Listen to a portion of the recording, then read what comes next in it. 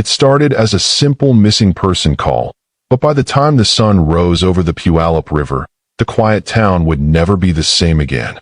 Detectives searched for days, but what they found wasn't just evidence, it was something no one was prepared to see. Her friends thought she'd just gone home. Her family thought she'd call, but she didn't, and that silence lasted 35 years. For decades, the killer's name was buried under dust and time, until one new detective opened an old box, and everything changed. This is the story of the girl by the river, and the friend no one suspected. Subscribe now, because the truth is finally coming out. It was a Sunday afternoon, late August 1988, when the stillness along the Puyallup River was broken by the low hum of an aluminum boat engine. Two local fishermen, both middle-aged, had launched early that morning from a gravel bar near Sumner, Washington. The air was warm but heavy, the kind of Pacific Northwest summer day that promised rain later. The water was low, slow-moving, stained with silt, and shadowed by the cottonwoods leaning over its edges. They had been drifting downstream for nearly an hour when one of them noticed something pale near the shoreline, an odd shape snagged in the debris where the river curved and shallowed. At first glance, it could have been driftwood or a large plastic bag tangled among the reeds. But as the boat drew closer, the form resolved into something unmistakably human. A girl. She was lying on her side, naked, half covered by sand and river weed. Her limbs were stiff, her skin ghostly under the sunlight that filtered through the trees. The fishermen froze. One whispered something, the other didn't answer. It was one of those moments when silence felt louder than sound. By the time Pierce County deputies arrived, a small crowd had gathered at the edge of the gravel bank. People stood with arms folded, whispering, the river murmuring behind them. Detectives from the sheriff's office marked the perimeter, snapping Polaroids and taking measurements. They noted drag marks in the sand. They took care not to disturb the scene, though the river itself had already done most of the damage. The young woman was identified later that day through fingerprints. Her name was Tracy Whitney, 18 years old, from nearby Puyallup. She had been missing for less than 48 hours. In 1988, there were no smartphones, no social media, no digital footprint to retrace her final steps. Just word of mouth, payphones, and the fragile memories of those who had last seen her alive. Detectives believed she had been strangled, possibly sexually assaulted. There were signs of struggle, but little else. No clear fingerprints, no tire tracks that hadn't already been trampled by first responders. The river had swallowed most of the evidence before the investigation even began. It would become one of the region's longest-running mysteries. A case that haunted a family for 35 years and baffled generations of investigators. And when the truth finally surfaced, it would point not to a stranger, but to someone who had quietly moved among them. Someone no one ever suspected. Tracy grew up in Puyallup, a small city 20 miles south of Seattle, in a world of modest homes, wide lawns, and evergreen trees that seemed to go on forever. Her family wasn't wealthy, but they were close. Her father, Ronald Whitney, worked long hours to keep food on the table. Her mother, Sharon, was the kind of woman who sent her daughter out the door each morning with a warm breakfast and a reminder to call when you get there. Tracy was the youngest of three. She was bright and curious in school, though not always focused. Friends described her as funny and kind, the kind of girl who could talk to anyone.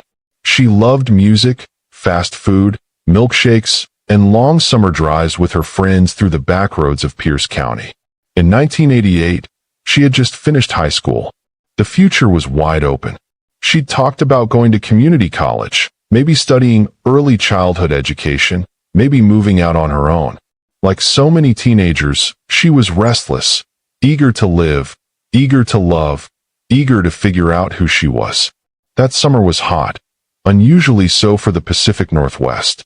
The nights stretched long and warm, the kind that invited young people to hang out late in parking lots or by lakes, listening to the radio and talking about everything and nothing. On the evening of August 26, 1988, Tracy was with friends at a Burger King in Federal Way, a short drive from her home. It wasn't a special occasion, just one of those ordinary teenage hangouts that feel eternal in the moment and meaningless later. But what happened in that restaurant, a small argument, a few sharp words, would be the last time anyone saw her alive. Accounts vary on what the argument was about. Some said it involved an ex-boyfriend. Others said it was just tension among friends, a petty disagreement that blew up out of proportion. Witnesses remembered her leaving abruptly, angry but composed. She said she was walking home. It was already dark. Tracy never made it home. Her parents reported her missing the next morning. At first, the police treated it as a routine runaway case. 18-year-olds disappeared all the time, especially after fights or family disagreements. But Ronald Whitney knew better. His daughter might have been headstrong, but she wasn't reckless. She wouldn't vanish without a word.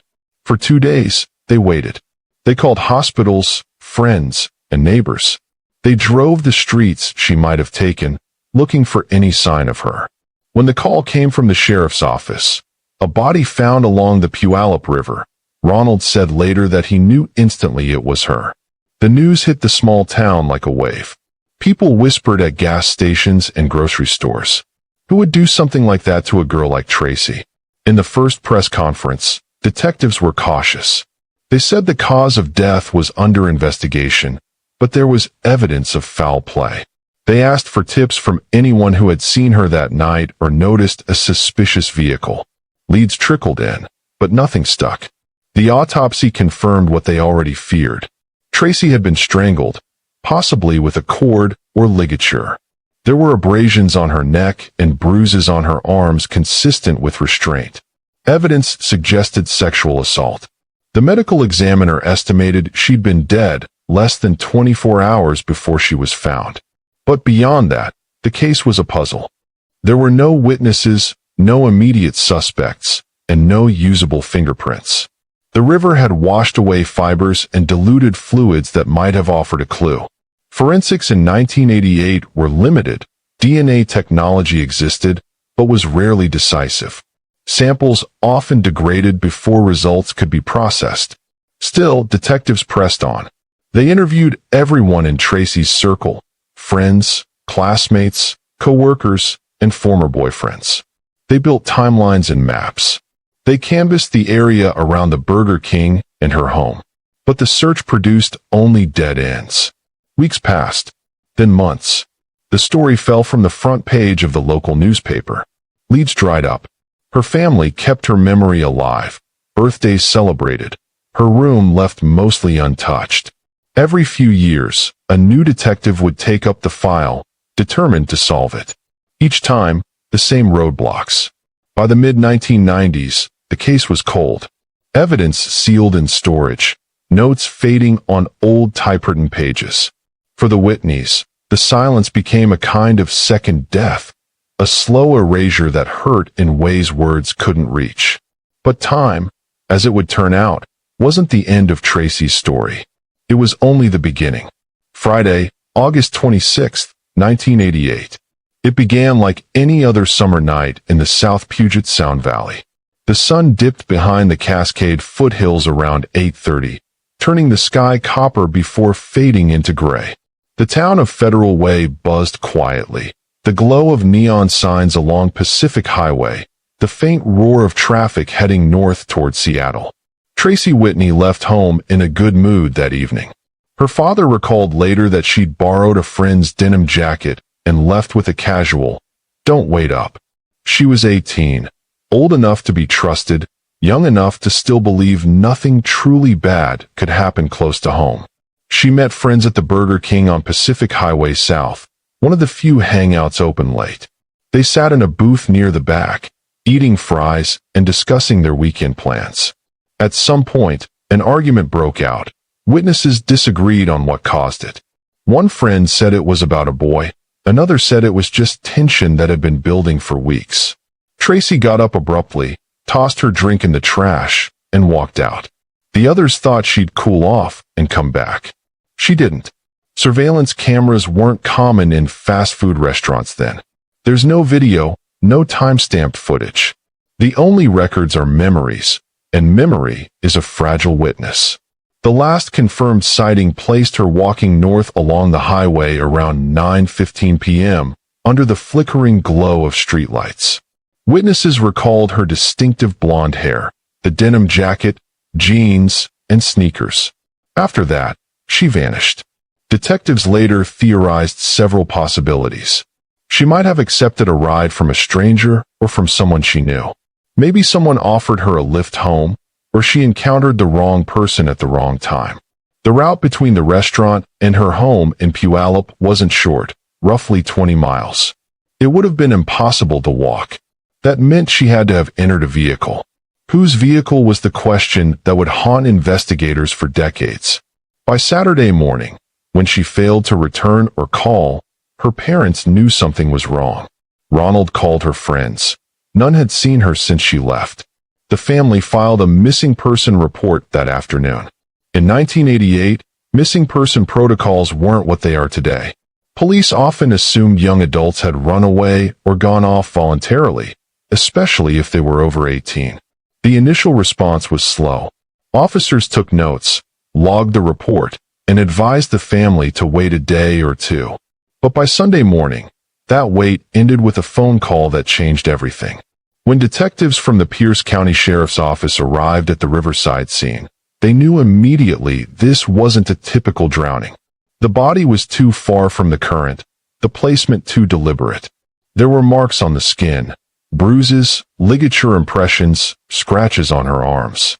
Signs of a struggle. They treated it as a homicide from the start. The first priority was identification.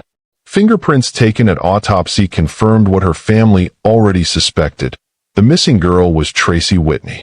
The coroner estimated the time of death to be between late Friday night and early Saturday morning. The body showed no signs of prolonged submersion, meaning she hadn't been in the water long before discovery. She was likely killed elsewhere and dumped in the river within hours of her death. The killer had chosen a remote but accessible location. The gravel bar was reachable only by dirt tracks and logging roads that cut through the forest, routes known mostly to locals. That suggested someone familiar with the area. Detectives began reconstructing her final movements. They visited the Burger King, interviewed employees, and mapped out the surrounding area. They checked gas stations, convenience stores, and diners for anyone who might have seen her or a suspicious vehicle. Within days, they compiled a list of possible suspects. Friends and acquaintances who had been with her that night. Ex-boyfriends, including one who had a minor criminal record. Strangers reported by witnesses in the area. A man seen loitering near the restaurant parking lot. Another driving a dark pickup truck. Every name led to interviews, alibis, and dead ends. One man, a co-worker from a summer job, was questioned multiple times. He admitted he'd had a crush on Tracy, but denied ever seeing her that night. His story checked out. His car had been parked at his parents' home all evening. Another lead pointed to a transient who'd been camping near the river around that time. Detectives tracked him down in Tacoma. He was cleared after his fingerprints and timeline failed to match. Forensic evidence offered little help. There were traces of biological material, but technology in 1988 couldn't yield a complete DNA profile. Samples were preserved, though few realized then how vital they'd one day become. Rumors spread quickly through Puyallup and Sumner. People whispered theories, that she'd been followed home, that someone she knew had snapped, that it was a random predator passing through town. Every few weeks, a new story emerged, each wilder than the last. Her family cooperated fully, even as grief hardened into something heavier, the slow, suffocating weight of uncertainty. Her father haunted the sheriff's office for updates. Her mother attended vigils that dwindled over time.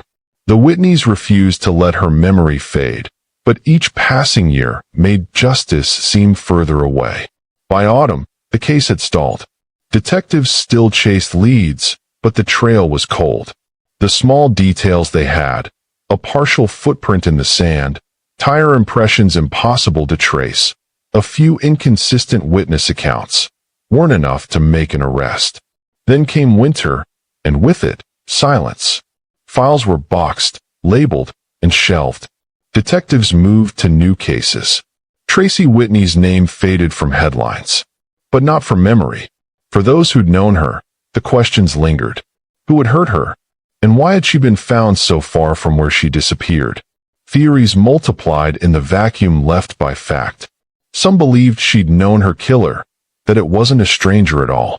Others insisted it was random violence, the kind that could happen to anyone.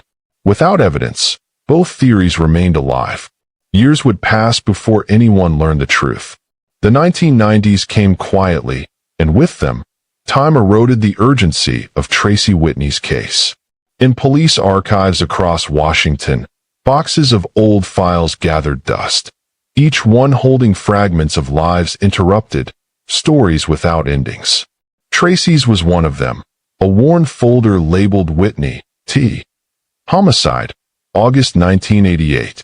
Inside were photographs, yellowing reports, and hand-scribbled notes from detectives who had long since retired. The physical evidence, clothing remnants, swabs, microscopic fibers, sat in sealed envelopes, stored in temperature-controlled lockers at the Pierce County Sheriff's Evidence Facility. Every so often, a new detective was assigned to review cold cases. Most of them would pull out the Whitney file, scan the old reports, and sigh. The problem wasn't effort, it was time. Evidence degraded, witnesses disappeared, and memories softened at the edges. In 1991, a detective named Bill Carver reopened the file briefly. He re-interviewed witnesses from the Burger King, hoping distance might bring honesty. It didn't. The stories were the same, vague recollections, timelines blurred by years. He noted inconsistencies in the early reports.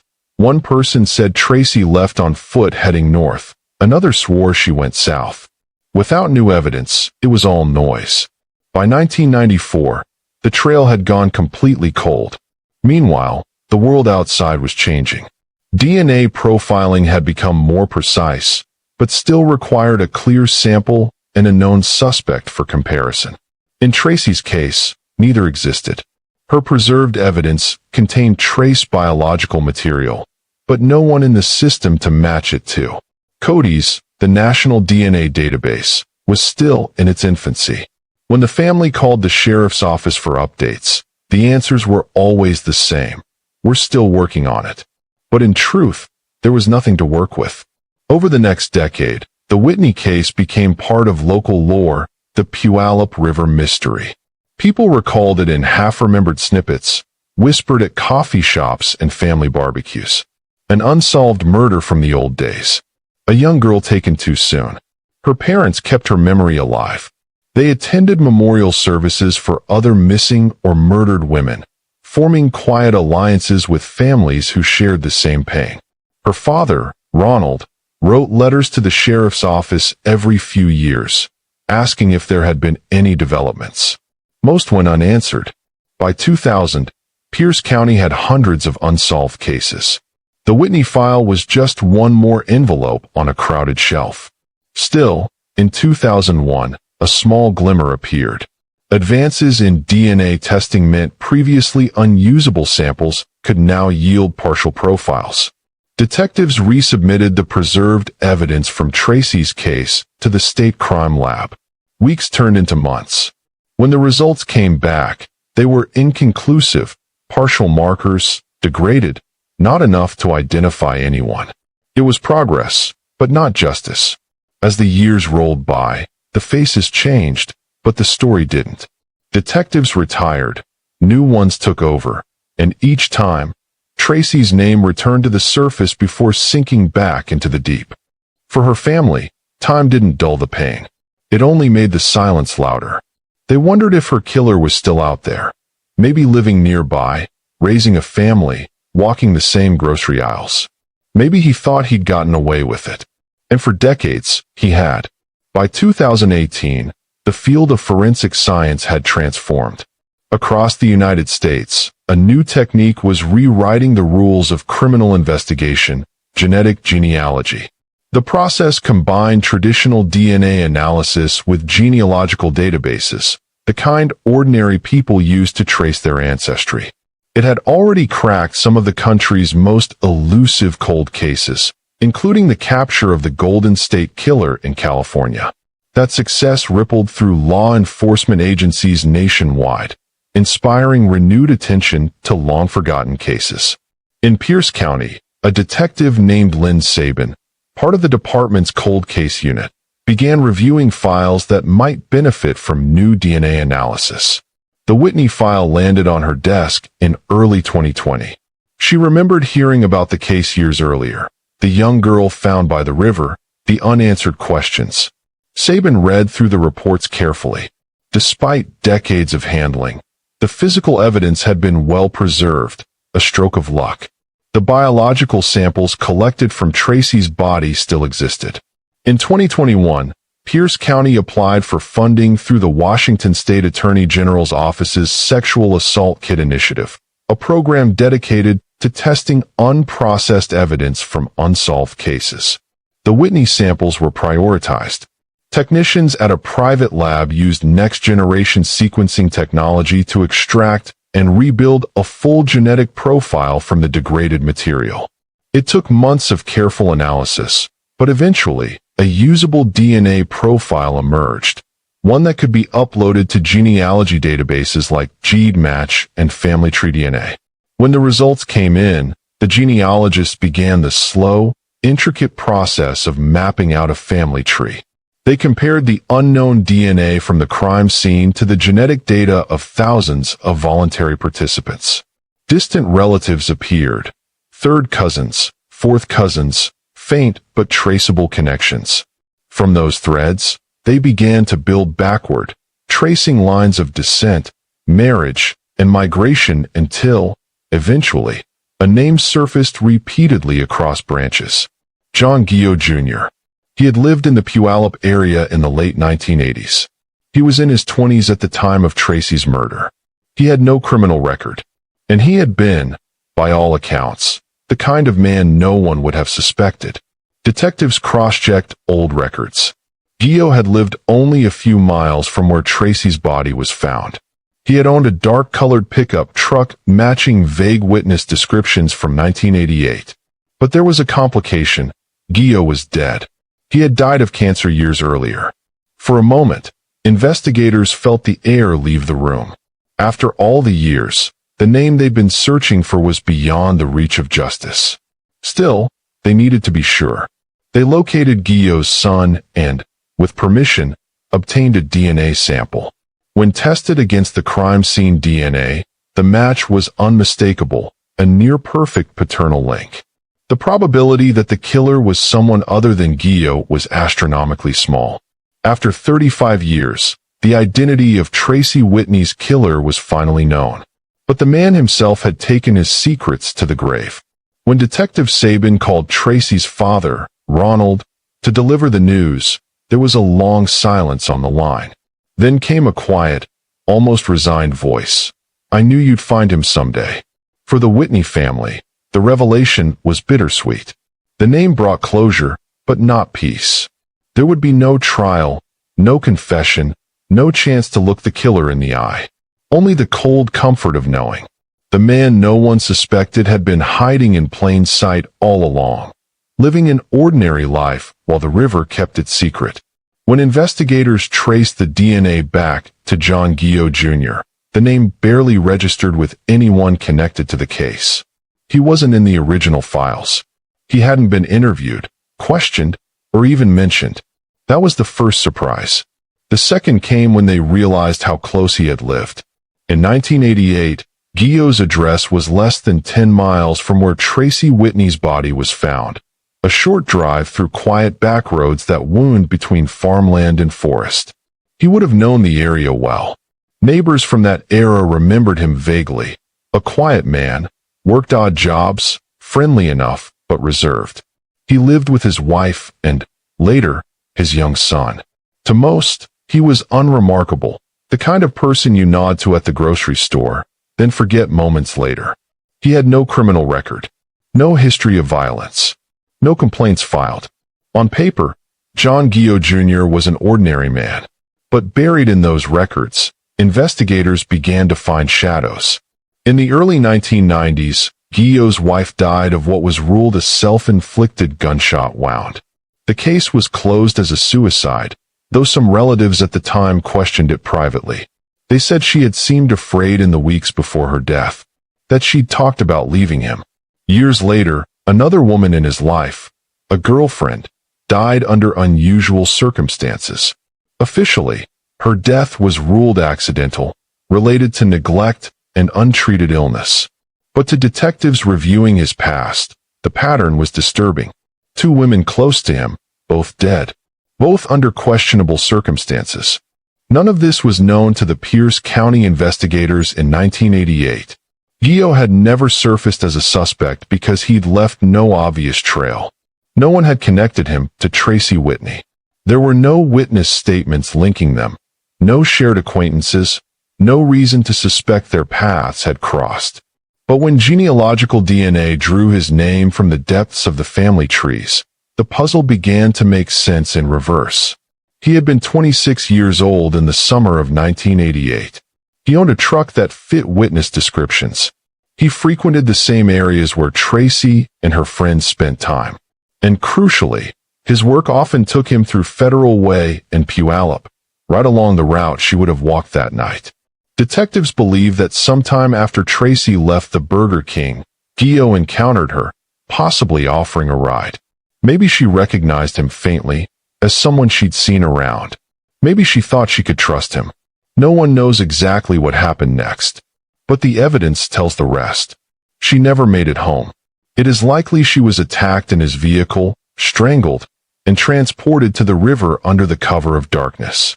The gravel bar where her body was found was accessible by a dirt road leading from a service trail, a route Guillot likely knew.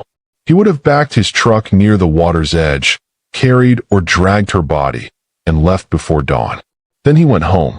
The next day, he lived as if nothing had happened. For years, he kept his silence. He worked, raised a family, buried two partners, and died of cancer in middle age. If he ever felt remorse, there's no record of it. When investigators finally pieced his life together, they realized that Guillot wasn't just an invisible man in the Whitney case. He was the embodiment of the phrase, the friend no one suspected. Because that's what he'd been to the world, a face in the crowd, a polite neighbor, a man who blended in so perfectly that no one ever thought to look closer. When the news broke in late 2023 that the 1988 Whitney case had finally been solved, it spread through Pierce County like a ghost returning home. Local media ran headlines about DNA cracking a 35-year-old cold case. For many who had lived in the area at the time, it was a name from the past suddenly pulled back into the light. For the Whitney family, the call from the sheriff's office didn't bring relief so much as release, the kind that feels both heavy and hollow. Tracy's father, Ronald Whitney, told reporters that when detectives confirmed the match, he just sat in silence. He had waited decades for that moment. He'd imagined arrests, trials, and confessions. But in the end, there was only a name and a dead man. I always hoped for justice, he said. But what we got was the truth. I guess that's something. For him, closure wasn't victory, it was survival. He said he sometimes wondered if Guillot ever thought about Tracy afterward, if the guilt ever crept in during the long, quiet nights. He doubted it. Tracy's uncle, Chad Bartlett, spoke publicly at a small memorial held by the river. It's strange, he said, looking out at the water. You wait all these years for an answer, and when it comes, it feels like losing her all over again. Reporters asked if the family forgave Guillot. Ronald paused before answering. Forgiveness is for the living, he said softly. He's gone. I just hope wherever Tracy is, she knows we never stopped looking. For detectives, the resolution was bittersweet. They had cracked the case, but it was a victory without an arrest, a story without confrontation. Still, for many in the department, it reaffirmed why they kept those old boxes, why they revisited forgotten names and faded photos. Because time, in the end, hadn't buried the truth. It had only hidden it. In press conferences, Sheriff Ed Troyer called the investigation a testament to persistence and science. He spoke of the power of forensic genealogy, not just to find killers, but to give victims back their stories. And perhaps that was the real triumph. For 35 years, Tracy Whitney had been remembered mostly as the girl found by the river. Now, her name carried more than tragedy. It carried resolution. It carried proof that silence can be broken, even after decades. As for Guillot, his history remained under quiet scrutiny. Investigators began reviewing other unsolved cases from the late 1980s, comparing DNA samples, revisiting old witness statements. So far, no direct connections have been made, but the possibility lingers that he may have harmed others. If so, he took those secrets with him. But one secret, the one that mattered most, did not stay buried. The Puyallup River looks different today than it did in 1988. The gravel bar where Tracy Whitney's body was found has shifted with the current, reshaped by decades of rain and runoff. Willows and alder saplings have grown where there was once only open sand. The water moves steadily past, indifferent, murmuring its same endless song. But if you stand there on a quiet afternoon, you can still feel something. Not supernatural, but historical. A weight, a story held in the soil. The place remembers. It remembers a summer night in 1988 when a young woman's life was cut short. It remembers the flashing lights, the deputies stepping carefully along the bank, the low voices of fishermen trying to explain what they saw. It remembers years of silence, and the whisper of truth carried downstream like silt. Always moving, never quite gone. For the detectives who spent their careers chasing ghosts through paper trails and evidence boxes, the Whitney case is more than a solved homicide. It's proof of persistence, and of how the past waits patiently to be understood. The advances that finally broke it open didn't exist when Tracy was killed. DNA technology, genealogy databases, the cross-referencing algorithms that can trace bloodlines across continents. All of it came decades too late for an arrest, but just in time for an answer. That answer came quietly. No dramatic confession, no courtroom reckoning, no handcuffs clinking in the night. Just data, science, and a name. A man who lived among everyone else, unseen. For the Whitney family, life has been measured in before and after. Before August 1988, there was laughter and future and possibility.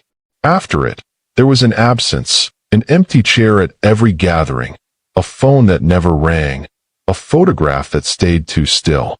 When they visit her grave now, they bring flowers and silence. Sometimes they talk to her. Sometimes they don't. They no longer ask why. They just tell her that the truth finally came.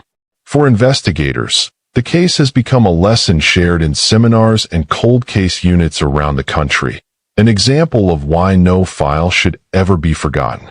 One detective put it simply, time doesn't close cases. People do. And yet, there's still something haunting in the knowledge that John Guillot Jr. lived out his life untouched. He walked through the same supermarkets, stood in the same lines, breathed the same air as the people who mourned the girl he killed. He grew older. He buried his secrets alongside his family. And when cancer took him, he left behind a trail only DNA could see. Some call that fate. Others call it science. Maybe it's both. Because in the end, the past doesn't disappear. It lingers in evidence lockers, in genetic code, in the quiet determination of those who refuse to let it fade. Tracy Whitney was 18. She didn't get to see the decade change, to fall in love again, to grow older, to live the life she imagined. But because someone preserved a few fragile traces, a scrap of evidence, a name in a file, her story didn't vanish. The river kept her secret for 35 years. Then, slowly, it gave it back. And in that small act of revelation, justice, though delayed, imperfect, incomplete, finally found its voice.